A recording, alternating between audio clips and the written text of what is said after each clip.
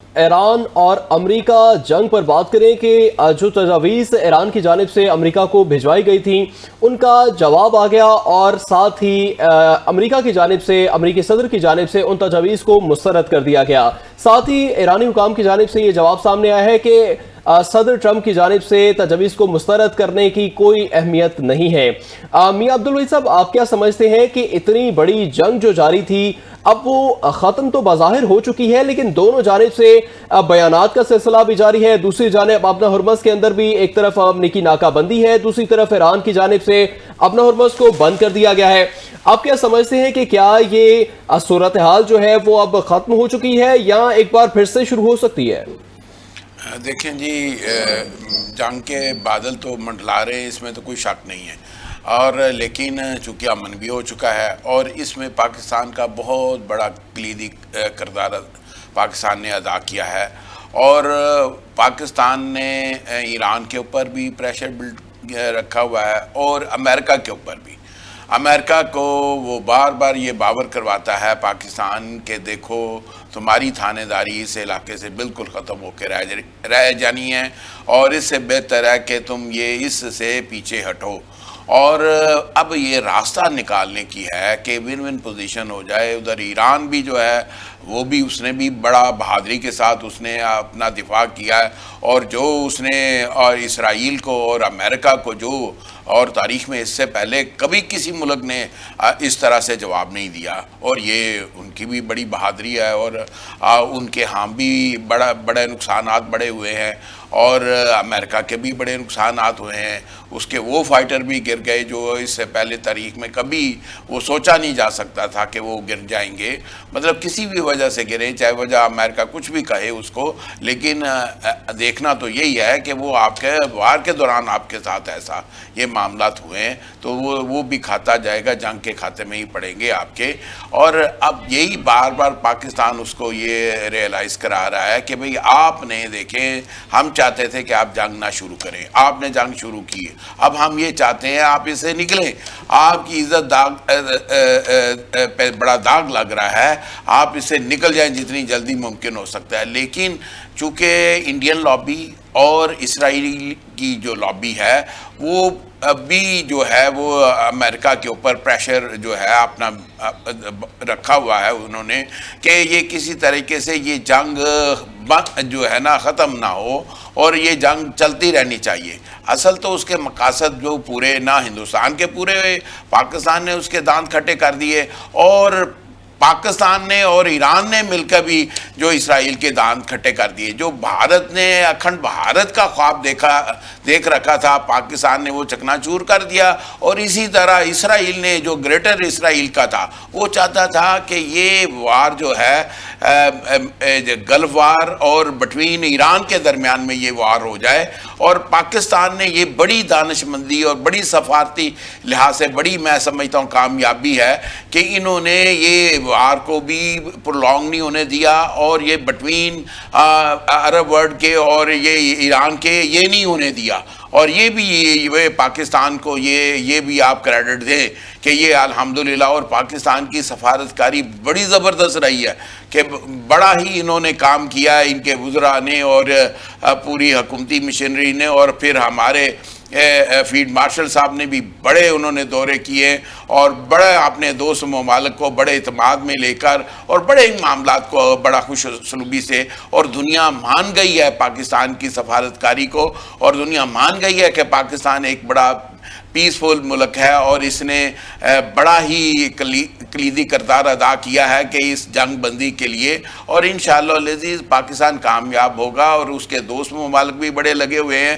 کہ یہ دوبارہ سے جنگ شروع نہ ہو، لیکن جنگ کے بادل بار کیف کے وہ منڈلا رہے ہیں، اور اس پہ کام ہو رہا ہے، اور انشاءاللہ مجھے بڑی امید ہے کہ یہ جو جنگ جو ہے نا یہ اب زیادہ دیر نہیں چلے گی۔ بہت سارے معاملات طے ہو گئے ہیں، اور کچھ معاملات ایسے ہیں کہ جن پہ ابھی وہ بات چیت جاری ہے، اور پھر اگلے دنوں میں آپ دیکھیں گے کہ قوم کو ایک نئی خبر ملے گی، اور اسی خبر کے ہم متمنی ہیں کہ اچھی خبر اور بڑی جلدی آنے والی ہے۔ جی ٹھیک ہے میاں صاحب.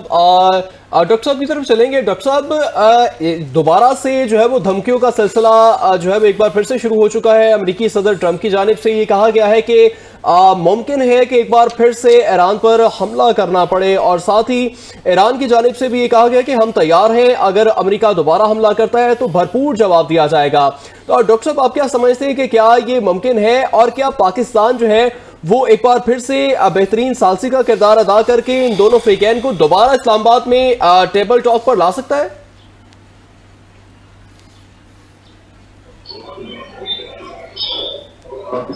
یہ لوگ آئیں گے نہیں آئیں گے یہ دیکھنا ہے.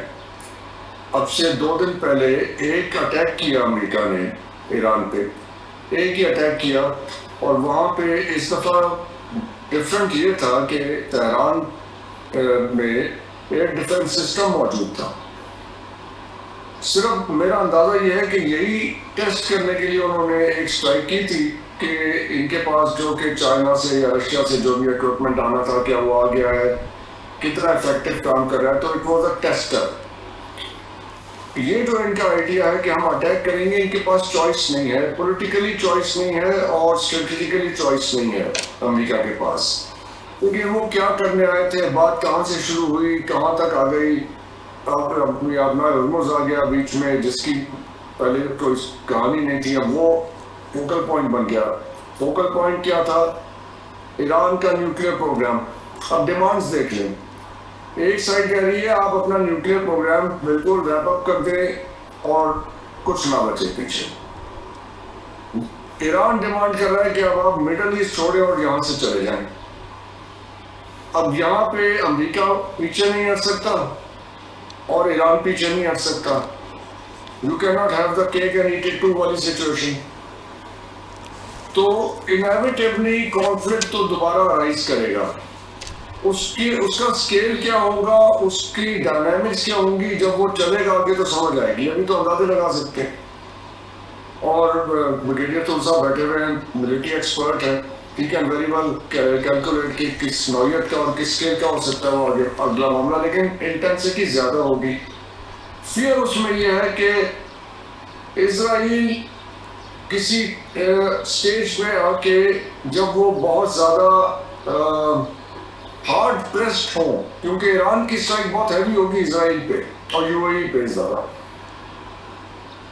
وہ کسی اسٹیج پہ آ کے ٹیکٹیکل نیوکلیئر ویپن یا کسی قسم کا نیوکلیئر ویپن یوز نہ کریں, because that will blow everything up. اور اس کے بعد پھر انیویٹیبلی رشیا اور چائنا کو بیچ میں آنا پڑے گا. کوئی بھی علاقے کا ملک بشمول پاکستان پھر اس وقت انڈیفرنٹ نہیں رہ سکتا سچویشن سے. Nobody can. ہیومینیٹیرین کرائسس ہوگا, کتنے ریفیوجیز پاکستان میں آئیں گے سستان سے, you know think of all that scenario.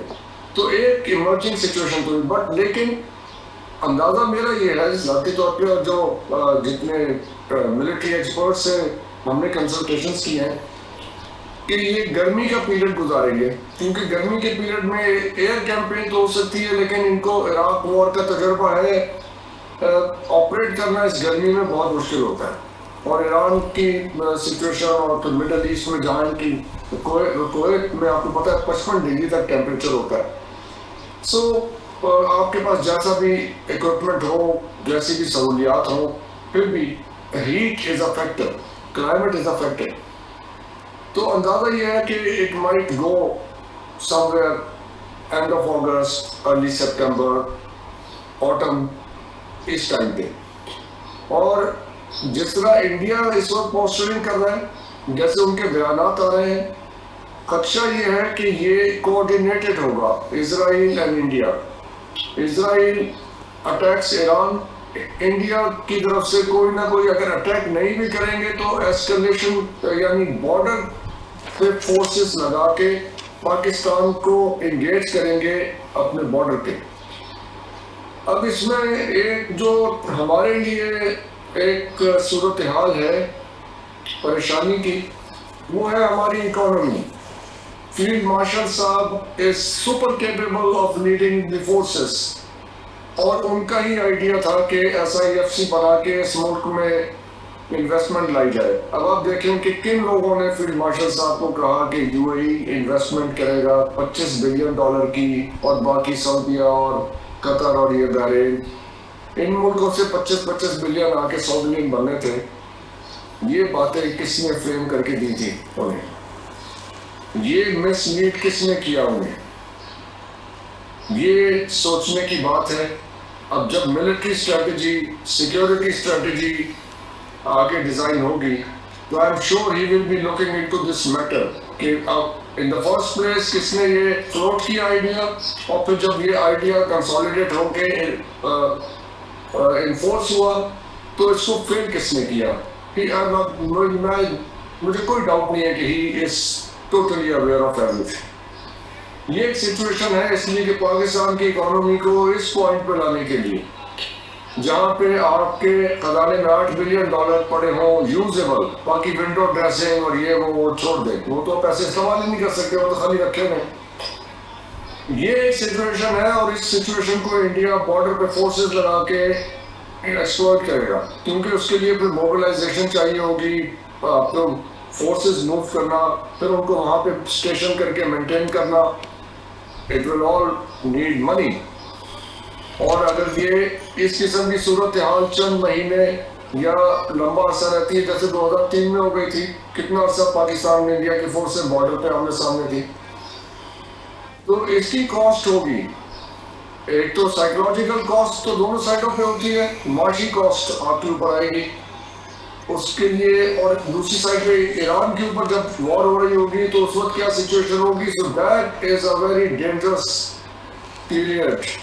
अगस्त सितंबर से लेके दिसंबर तक का ये जो मौसम खिज़ा का यानी ऑटम का जो पीरियड है, ये एक डेंजर जोन है।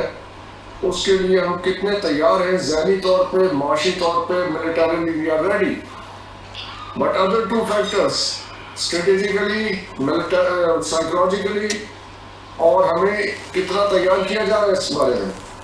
जिस खुदा ना करे ऐसा हो, लेकिन एक सिनेरियो बिल्ड हो रहा है, और जब हम सब उसको देख पा रहे हैं तो उसे नज़रअंदाज करना फिर रेत में सब देके खड़े होने के मुतरादिफ होगा।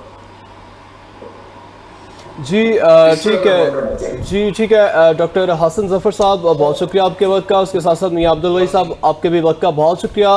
ब्रिगेडियर रिटायर्ड लियाकत अली तूर साहब हमारे साथ मौजूद थे। सर बहुत शुक्रिया आपके वक्त का। प्रोग्राम का वक्त ख़त्म हो चुका है। अपना बहुत सारा ख्याल रखिएगा। अल्लाह हाफ़िज़।